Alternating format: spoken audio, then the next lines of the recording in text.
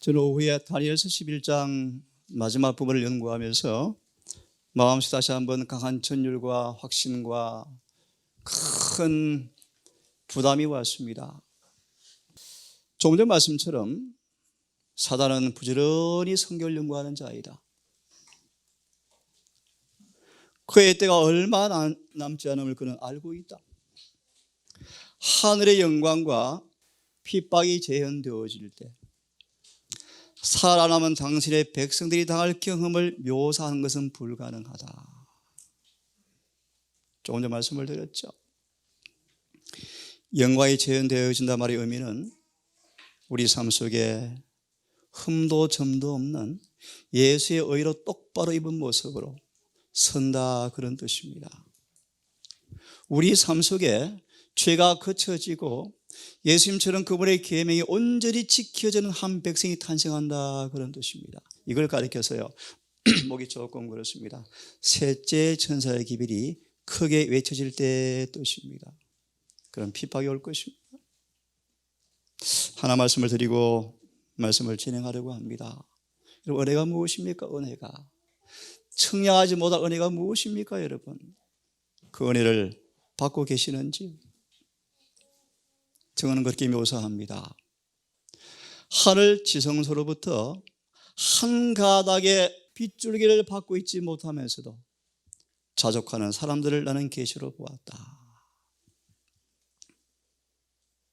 지금 우리가 믿음으로 예수를 따라 지성소로 들어가지 못하면 절대로 재림을 맞이할 수가 없습니다. 결론 짓습니다. 우리 은혜 성소가 날마다 정결해지고 있습니까? 모든 죄에서 극복되고 있습니까? 예수의 의가 실제 이사야 58장 4절처럼 실제 내 삶 속에서 재현되어지고 있습니까? 조금 어려운 말씀이요. 우리 모든 교리와 가르침이 그리스도와 조화되지 않은 것은 다 가짜래요. 무슨 뜻일까요? 어렵죠. 조금 어렵죠. 다시요. 우리 모든 가르침이 그리스도와 조화되지 않으면 다 가짜랍니다. 무슨 뜻일까요? 간단히 말씀을 드릴게요. 우리 삶 속에 예수가 재현되어진다, 그런 뜻입니다. 다시 요약하겠습니다. 여러분, 은혜가 무엇입니까? 은혜. 청량하지 못할 은혜가 여러분 경험되어지십니까? 에베소 1장 6절은 말씀하십니다.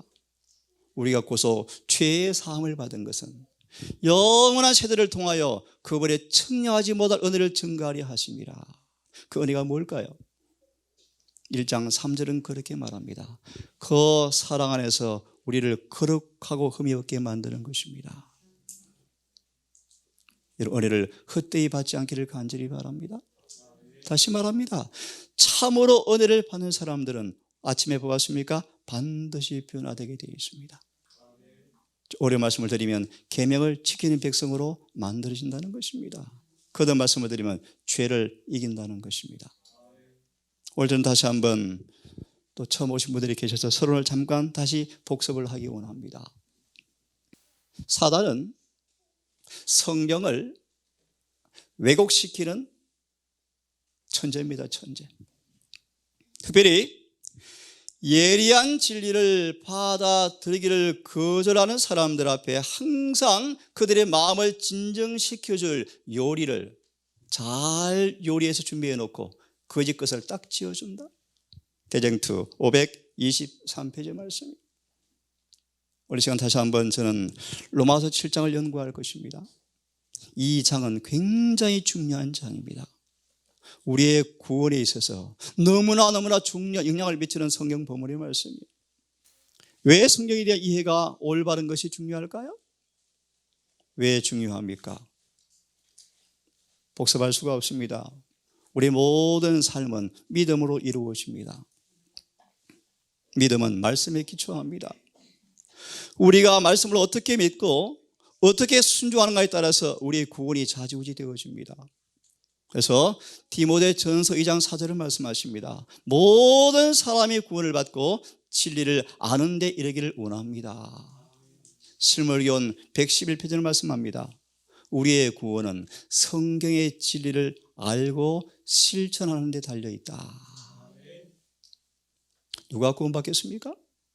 진리를 순종하는 사람이 구원을 받게 될 것입니다. 그러므로 진리를 아는 것은 굉장히 중요합니다. 성경을 가지고 있으면서도 성경에 대한 그릇된 견해를 가지고 있고서는 하나님께 영광을 돌릴 수가 없다고 말씀하십니다. 영광과 진리는 함께 간다고 말씀을 합니다. 대부분 사람들은 로마서 7장을 그렇게 말합니다. 24절, 오호라 내가 곤고하다. 이 본문을 대부분 사람들은 이렇게 이해합니다. 예수를 영접한 이후에 바울의 경험을 이야기하고 있다. 14절, 똑똑한 분들은 그렇게 해석합니다. 현재 시제 1인칭 주어를 쓰면서 사도 바울이 거듭났을 때 쓴 경험이다라고 말하면서 7장을 가리켜서 거듭난 이후에 바울의 고백이라고 이야기하면서 우리가 예수를 진실로 믿는다 할지라도 대부분 예수를 믿는 사람들이 이 경험에서 벗어날 자가 아무도 없다라고 이야기합니다. 다시 말합니다. 예수를 믿는 대다수의 사람들이 마음은 하나님 말씀 따라 살고 싶지만 실제 그들의 삶 속에서 말씀대로 100% 사는 사람 없다. 그래 다 곤고하다고 고백한다. 바울도 그랬다 라는 해석이 일반적인 해석입니다. 수십 년간을 목사와 선교사로 보낸 미국 목사의 고백입니다. 마가렛 데이비스 여사의 남편이었습니다. 이 여사가 선교사를 마치고 집에 돌아왔습니다. 자기 아빠가 장로님이셨어요. 시간이 없으니까 짧게 축약하겠습니다.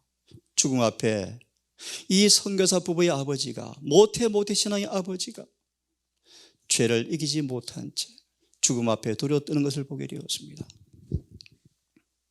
그 계기로 충격을 받고 이 목사 부인이요 2년간을 성결 깊이 연구한 끝에 복음을 잘못 깨달은 사실을 후회하고 2년간 말씀을 연구하고 새로운 체험을 통하여 거듭난 개심을 하게 되었어요. 그런 점에 남편이 아내의 모습을 바라보면서 남편이 도전을 받았습니다. 목사인데요. 이 남편도 부인과 더불어서 새롭게 말씀을 연구하다가 이 고백을 하게 되었습니다.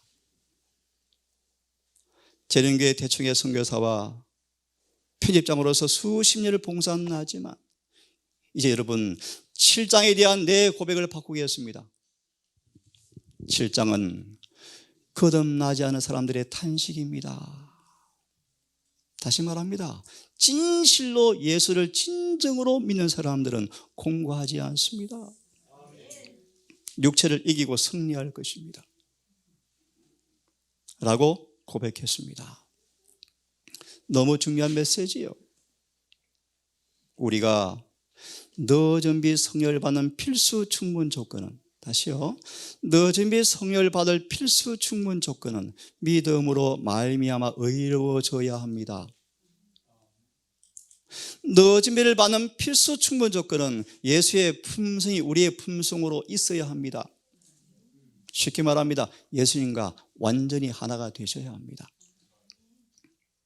그런 기별이 선포되었던 1888년 기별자들은 7장을 그렇게 표현합니다. 절대로 7장은 거듭난 사람들이 아닙니다. 그들은 죄의 사슬에 매인 노예들의 탄식입니다라고 설교했습니다. 슬픈 사실은 지금 한간의 신학의 흐름은 이 기별을 부인하고 있어요. 이게 재림교의 대세가 되어가고 있어요. 예수께서 너진배를 부어주셔서 사업을 2년 만에 마치시고 1890년 예수께서 재림하실 뻔한 이 기별이었습니다. 다시 말합니다. 이 기별자들은 로마서 7장을 말하기를 죄의 노예들의 탄식이다 라고 가르쳤습니다. 저는 그렇게 가르치는 사람입니다.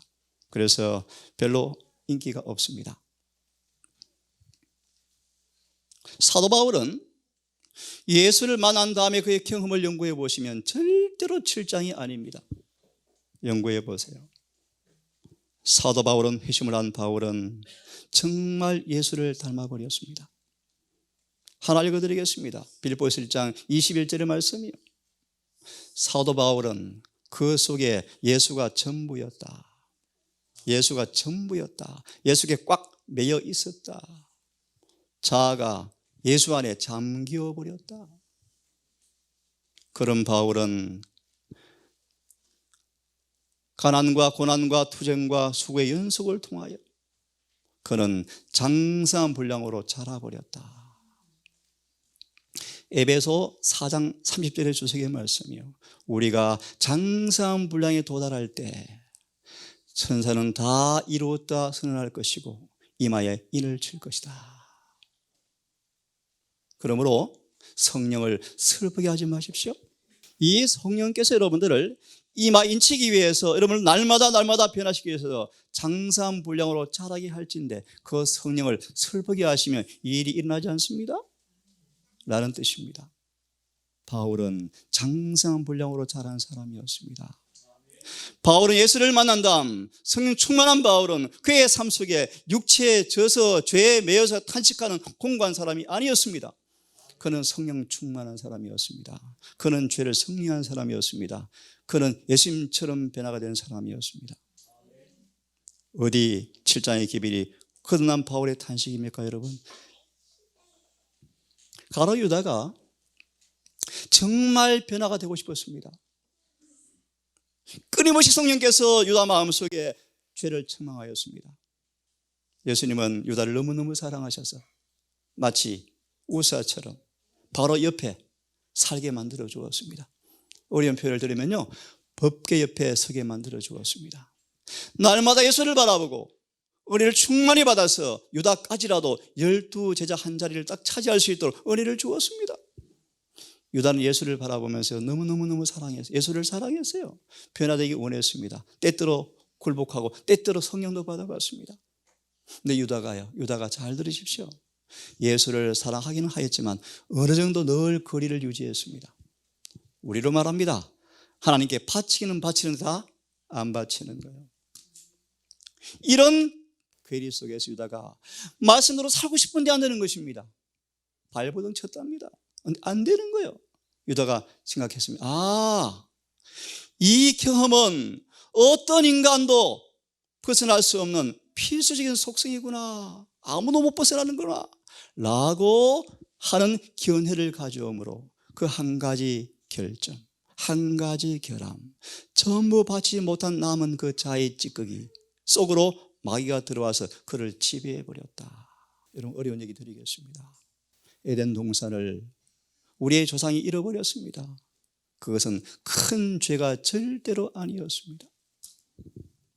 너무나 사소한 죄였습니다.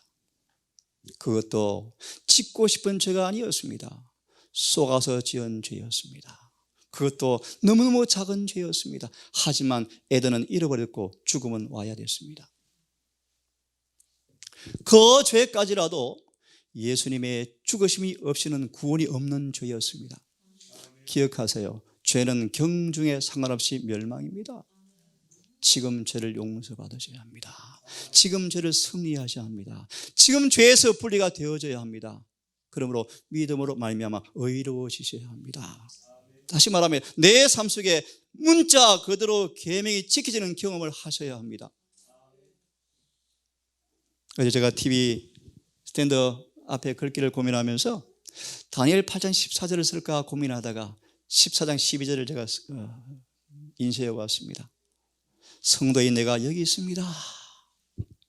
사단은 여러분들을 절대로 계명을 지키지 못하도록, 다시 말합니다, 죄를 짓는 삶을 벗어나지 못하도록 온갖 방법을 동원할 것입니다. 하지만 성도들은 인내가 여기 있다. 저희는 하나님의 계명들을 지키며 예수의 믿음을 지키는 자가 바로 여기 있다 라는 소리가 곧 하늘에 울려 퍼질 때가 멀지 않았습니다. 여러분, 그때 온 하늘이 여기에 있다라는 그 외침이 있을 때 정말 계명을 지키는 모습으로 저와 여러분이 그곳에 있기를 간절히 바라겠습니다.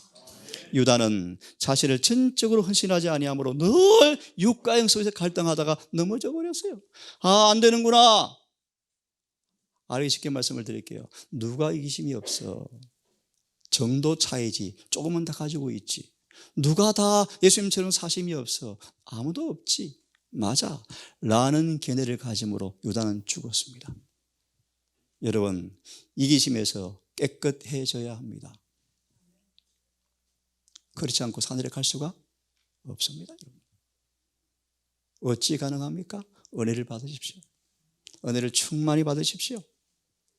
여러분, 은혜를 받으십니까? 바울은 그렇게 말씀하죠. 은혜를 여러분 받으십니까? 헛되이 받습니까? 우리 삶 속에 예수를 닮아가는 변화의 은혜가 없는 사람들은 은혜를 헛되이 받고 있는 사람들이에요. 기억하기를 간절히 바랍니다. 왜 주님께 십자가를 지셨습니까? 왜 지셨습니까? 그 까닭은 여러분들이, 저와 우리가 죄에 대해서 죽어버리고 죄에 대하여 죽고 의에 대하여 살게 하려고 죽으셨다. 그렇게 성경은 말합니다. 처음 들음을 위해 다시 한번 설명해 드리겠습니다.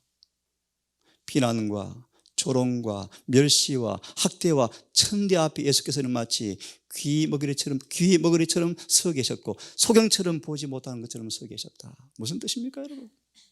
아무리 비난을 해도 예수는 마음도 상하지 않습니다. 아무리 조롱해도 화가 나지 않습니다. 요셉은 죄에 대해서 죽은 사람이었답니다. 꿈도 꿀 수 없는 애굽의 한복판에 살았던 요셉이 마치 죄에 대해서 소경처럼 기머거리처럼 살았답니다.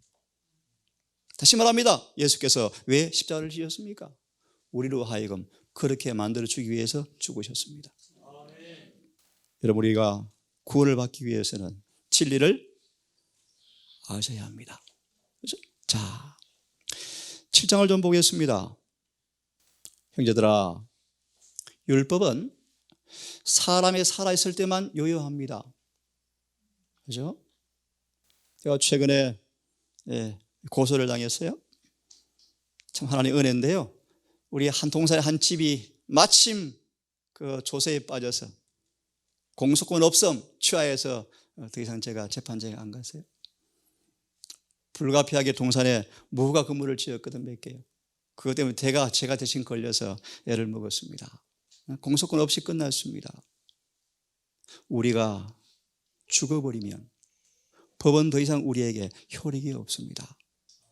율법은 사람이 살아있을 때만 요요합니다 라고 말하면서 바울이 비유를 듭니다. 세상의 민법은, 형법은 한 남자와 한 여자가 올바른 부부관계로 인정해 줍니다. 그런데 부인이 살다가 이 남편이 싫어서 재혼하고 싶은데 법은 허용하지 않습니다. 단 조건이 있습니다. 남편 죽으면 허용하겠다 라는 조건입니다. 만약에 남편이 살아있는 가운데서 싫어서 분리했다가 재혼하면 성경은 음녀라 그럽니다. 여인이 지독한 남편을 벗어나고 싶은데 벗어날 길이 없습니다. 남편을 죽여도 안 죽습니다. 칼로 찔러도 안 죽습니다. 폭탄을 터뜨려도 죽지 않습니다. 이런 모습이요. 바울이 왜 이런 비유를 들고 있을까요? 미리 말합니다. 여기에 남편이 누군가? 우리 옛사람을 의미합니다. 타락한 본성을 의미합니다. 우리의 지체를 의미합니다. 우리의 타락한 본성이, 옛사람 자아가, 우리의 이 죄의 성욕이 우리를 끊임없이 메어서 우리를 괴롭힙니다. 죄된 사람은 평안이 없죠. 자유가 없죠. 벗어나고 싶지만 벗어날 수가 없습니다. 여인은 정말 무력하죠. 벗어날 수가 없어요. 그래서 하나님께서 놀라운 기회를 우리에게 주고 계십니다. 이 몸은 영적으로 말씀을 드릴게요. 이 몸은 예수께서 오실 때까지 없어지지 않습니다. 그렇습니까? 안 없어져요. 네, 이 죄된 몸을 이 여인의 몸으로 스스로 이길 수가 아무도 없습니다. 지상에 살아있는 인간 가운데 타락한 본성을 입고 산 가운데 한 사람도 죄를 이길 수가 없어요. 옛 남편을 벗어날 수가 없어요. 영적으로 한 가지 먼저 말씀을 드릴게요. 하나님께서 놀라운 비책을 주었어요. 이 여자가 죽어버리고 새로 태어나는 것이었습니다.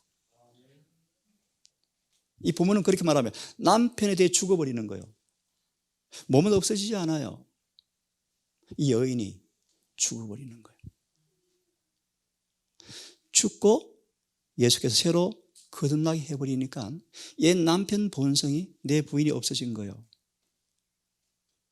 전의 취미, 전의 취향, 좋아하는 것 아무것도 없어요. 완전히 새로 바뀌어버렸어요. 자기 여자가 아니에요. 조금 이해하시겠습니까? 그게 로마서 6장의 메시지예요. 그렇게 해서 드디어 우리가 그렇게 원했던 재혼을 하게 되는 것입니다. 누굽니까? 예수님이죠. 그렇게 재혼하면 열매가 정말 잘 맺혀요. 이게 4절까지의 말씀이에요. 조금 이해되셨죠? 근데 많은 사람들은 자아가 안 죽었어요. 몸에 대해서 자신이 죽지 않았어요. 그런 상태에서 교회를 다녀요. 예수를 영접해요. 그런 교회를 바라보고 엄녀라라고 성경은 말하고 엄녀다. 엄밀한 의미에서 재림교회 대다수가 엄녀예요. 엄녀. 육신의 법과 영의 법에 싸우면서 육신의 지체의 법이 늘 그들을 죄를 짓게 해서 살아가게 만드는 엄녀예요. 엄녀. 한번 예수님께서 수많은 기사를 베풀었어요. 그러자 30절은 그렇게 말합니다. 요한복음 8장에서 예수를 믿더라. 31절 너희들아 나를 믿는 것으로 족하지 않아. 내 말에 거해야 돼. 그래야 진짜 믿는 거야. 그러면 내 말에 거하면 어떤 일이 생기는가 아니? 그때 진리가 무엇인가 알아진다. 경험되어진다. 결과는 자유가 온다. 33절 화가 났어요. 우리가 할아버지가 아브라함인데 한 번도 남의 종살이 한 적이 없는데 우리 보고 자유롭게 하라고요? 라고 예수님에 대어들어요. 그때 예수께서 말씀하시죠. 너희가 아브라함 자손이라고 공언하지만 죄를 짓는 자는 마귀 종이야 라고 말하자 예수님을 달라들어요. 더 강하게 말씀하셨어요. 죄의 종은 절대로 하늘에 갈 수 없다. 오직 아들만 간다.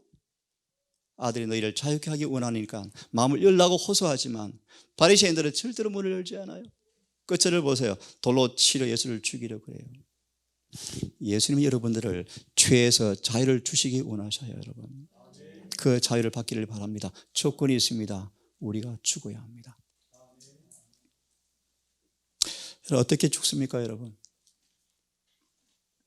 그 비결은 간단합니다. 바울처럼 사랑에 미쳐버려야 합니다. 성경대로 표현하면 그리스도의 사랑이 강건하시는 경험에 들어가야 합니다. 그렇지 않고서는 아무도 자신의 자아를 죽일 수가 없습니다. 사도 요한은 예수를 바라보다가 침례 요한은 예수를 바라보다가 자신을 잊어버렸다. 에녹은 밤낮으로 예수의 품성을 연구하다가 자아를 잃어버렸다. 다른 말로 자아가 굴복되었다 뜻입니다. 여러분 예수를 바라보십시오. 예수의 생애를 낱낱이 명상하십시오. 그분의 품성을 날마다 바라보십시오. 말하고 기도하고 실천하십시오. 예수의 모든 사랑이 우리의 마음을 온전히 지배해서 정말 자아가 죽고 새로운 남편에게 결혼하셔서 멋진 생애를 살기를 간절히 바랍니다. 자, 이제 7장 5절은 1절로 3절을 다시 말씀합니다. 이제 잘 들으셔야 돼요. 7장 5절은 7장 14절에서 24절을 통해서 자세하게 풀어주고 있습니다. 우리가 육신 안에 있을 때 로마서 7장 14절도 내가 육신에 속하여 들으세요. 육신 안에 있을 때 아무리 원하지만 육신에 있는 죄의 정욕들이 뻔히 법을 알음에도 불구하고 나를 죄를 짓게 만들어서 이게 죄인데 안 되는데 알면서도 끊임없이 죄를 지어서 우리가 죽음의 열매를 맺게 되었다 라고 말합니다. 다시요. 우리가 육신에 속해 있을 때는 육신의 죄의 정욕이 이렇게 안 살고 싶은데 뻔히 알아요. 알면서 지체의 역사에서 죽음에 이르게 하는 죄의 열매를 계속 맺고 살아갑니다. 하지만 4절의 말씀을 복습합니다. 이제 우리가 붙잡혔던 옛날 남편에게서 죄된 몸에서 육신의 역사는 죄의 법에서 우리가 구제되었으므로 성령 안에서 새로운 여자의 모습으로 새 남편을 섬길 것이요, 그런 뜻이에요. 이해되셨습니까? 이게 바로 6절의 말씀이고, 이 7장 6절의 말씀을 8장에서 자세하게 설명하고 있어요. 자, 시간이 길게 쓸 마음이 없습니다. 이 말씀은 제가 이미 설명으로 마쳤습니다. 사도 바울은 이렇게 고백합니다. 율법의 선생이었습니다. 율법의 학사였습니다. 그런 그가 그렇게 고백합니다. 그런 그가 그렇게 고백합니다. 내가 전에 율법 없이 살았으나. 무슨 뜻이죠? 율법의 신학자였지만 율법이 진짜 뭘 의미하는가를 몰랐다, 그렇게 이해하면 쉬워요. 예를 듭시다. 12제자가 예수님께서 내가 너희를 사랑한 것처럼 사랑하라 라는 새 계명을 주었을 때 그들이 처음 이해를 못했어요. 그런데 예수께서 십자가에 돌아가시고 나서 새 계명이 무엇인가가 이해되어져 버렸어요. 무슨 뜻이죠? 이런 뜻입니다. 거듭나기 전에 그들이 대했던 율법은요, 그들 수준으로 이해하게 되었어요. 쉽게 말합시다. 어떻게 원수를 사랑해 내 몸처럼? 안 되는데. 어떻게 원수를 내 몸처럼 사랑하라 예수님께서? 안 돼. 그런 그들이 십자가 이후에 거듭난 다음 그 계명이 새롭게 들려졌어요. 아, 이것이 새로운 계명이구나. 처음이 되어져 버렸어요. 원수가 내 몸처럼 사랑이 되어져 버렸습니다. 이것이 새 계명이에요. 사도 바울이 계명을 몰랐어요. 어떻게 몰랐어요? 이해되셨죠? 그런 그가 드디어 십자가를 통하여 계명의 정실이 살아나자 나는 죽었다, 그런 뜻입니다. 우리가 말씀을 깊이 연구하면 죄가 드러납니까? 네, 드러나요. 성경 안 보면 죄가 드러납니까? 거울을 바라보지 않으면 죄가 드러납니까? 거울도 잘 보셔야 돼요. 수건 쓰고 보면 도루묵이요, 도루묵. 수건을 벗고 보셔야 돼요. 오늘 많은 우리 평신도들이, 미안합니다, 평신도들이 설교자들의 설교 안에 딱 갇혀 있어요. 대부분 교인들이 그래요. 제가 재림교인 되어서 느낀 것이 뭔가, 용서하십시오, 재림교인들 참 무식하더라고요. 성경을 몰라. 성경 공부를 하지 않아요. 근데 많은 교인들의 말씀을 나누면서 공통적으로 하는 말이, 이렇게 성경 배운 적 처음이래요. 대부분 그래요. 대부분요. 늘 초보에 머물러 있어요. 저는 장로교에서 개종했습니다. 대총회장이 그런 고백하셨죠. 테드 윌슨 목사가요, 온 세계를 다니면서 이렇게 고백했어요. 전에는 내가 알기를 재림교회는 성경의 백성들이었는데 내가 대총회장 되고 나서 세계를 돌아보니까 더 이상 그런 사람들이 아니었습니다. 지금 그래요. 지금 교회가 그래요. 활동은 잘해요.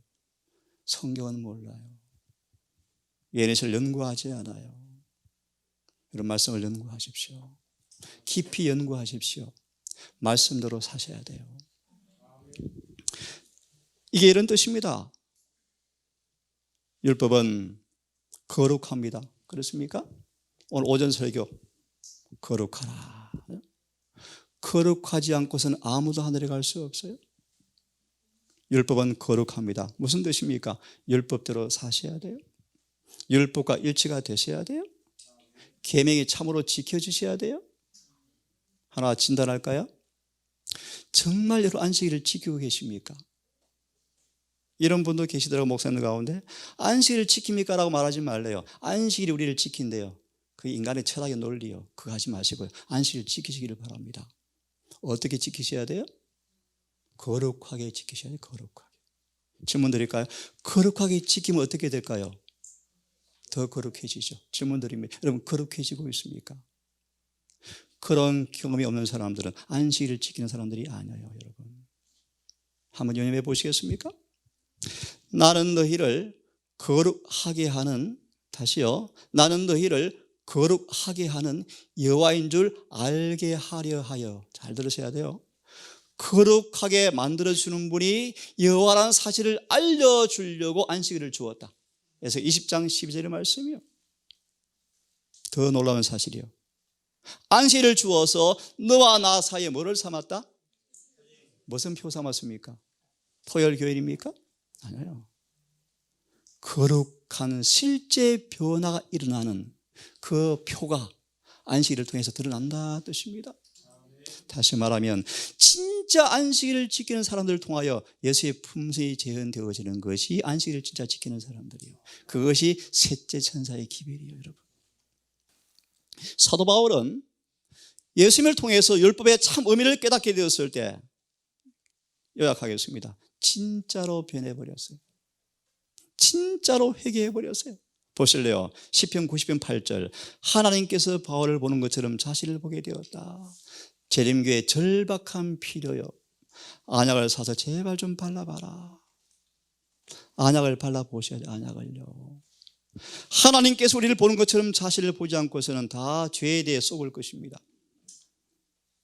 베드로가 모든 것을 버리고 예수를 따랐고, 위기 앞에 예수께서 너희가 나 다를 버린다고 이야기했을 때 베드로가 서운해서, 하나님, 예수님 서운하신데요, 나를 왜 모르셔요? 이들은 다수를 떠날지라도 나는 주 안 떠납니다. 죽을 때 같이 죽겠습니다 그랬죠. 소망은 그렇게 말합니다. 베드로는 자신에 관해서 쏟고 있었다. 파렴치한 죄가 그 속에 숨어 있었고, 그 죄가, 이런 말씀이요, 그 죄가 바울을 속였다. 베드로를 속이고 있었다. 여러분, 다시 말합니다. 수건을 벗고 쓰고 있으면, 안약을 발라보지 아니하면 여러분 자신에게 속을 것입니다. 성경을 연구하세요. 성경만이 판단 기준이에요. 성령을 간구하십시오. 눈이 열려서 바울처럼 하나님께서 보는 것처럼 보게 되어질 때 바울은 자아가 죽어버렸다, 그런 뜻입니다. 여러분, 죄가 고백되었고 고개를 숙이고 그는 순수한 회개를 하였고, 여러분, 회개가 뭐죠? 회개? 죄에서 돌아서버리는 거예요, 여러분. 그러자 주님께서 그를 깨끗이 씻어버렸고 정결해져 버렸다. 이 바울의 삶 속에서 읽어보시면요, 자존심은 싹 사라져버리고요, 완전히 겸비해지고요, 어떤 무시와 멸시에도 민감한 반응도 없어져 버렸고요, 교만도 싹 사라져 버렸습니다. 바울은 변화가 되었습니까? 변했죠. 변했죠. 다른 어려운 말로 바울은 의로워졌습니다. 부드럽고 온유하고 겸손했으며 늘 마음을 낮은 데 두었다. 왜냐하면 예수를 배웠다. 점점 그분의 형상으로 닮아갔다. 영혼구원 사업에 온몸을 바쳤다. 시험이 오면 기도하였다. 네? 승리했죠. 그의 생명은 예수 안에 감추어져 버렸다. 이런 사람은 구원받아, 여러분. 네? 그의 성적은 교회를 예수님처럼 사랑하였습니다. 영혼구원 사업이 그의 유일한 관심이었습니다. 그렇죠? 이것이 바울의 모습이었습니다. 바울은 율법이 신앙으로 이루어져 버렸어요.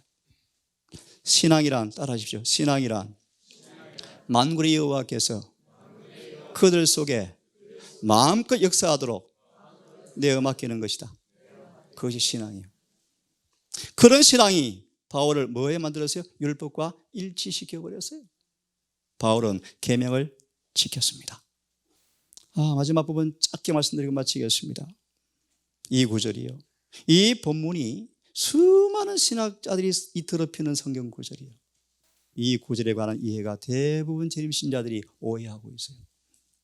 7장 14절, 우리는 율법은 너무나 영적인 것입니다, 신령한 것입니다 라고 안다, 알고 있다. 그런데 육신에 속해서 법이 안 지켜진다, 그런 뜻이에요. 율법은 거룩하고 의롭고 선한데, 알고 있는데 육신에 속해서 죄 아래 매일 팔리고 있어요. 안 미워하고 싶은데 미워지네요. 짜증 안 나고 싶은데 나네요. 왜요? 육신에 속해서 그래요. 옛 남편과 이혼을 안 한 상태에서 예수와 재혼하려고 하기 때문이에요. 로마서 6장 1절 3절에 그렇게 말합니다. 대다수의 사람들이 자아가 죽지 않은 채 산채로 장례를 치르고 무덤에서 일어나고 있다. 그들을 교회 농명책에 기록되어지지만 하늘 책에는 이름이 없다. 대부분 침례가 그런 침례예요. 내가 정말 말씀을 따라 살고 싶은데 원하는 것은 안 이루어지고 자꾸 죄만 짓는다. 왜 그럴까? 내 속에 죄가 펄펄 살아있구나. 거듭난 사람입니까 여러분? 천만의 말씀은요, 우리 육신에는 선한 것이 없습니다.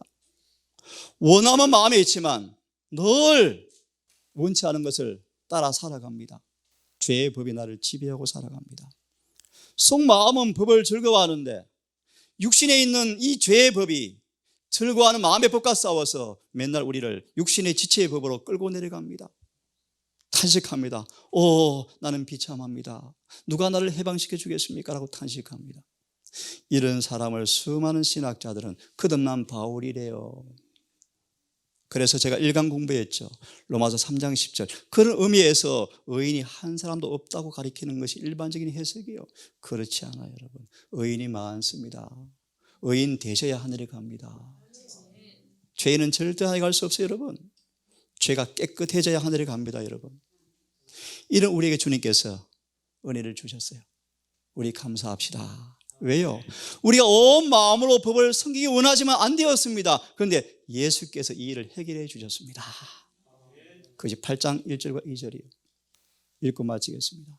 그러므로 이제 그리스도 예수 안에 있는 자에게는 결코 정죄함이 없습니다.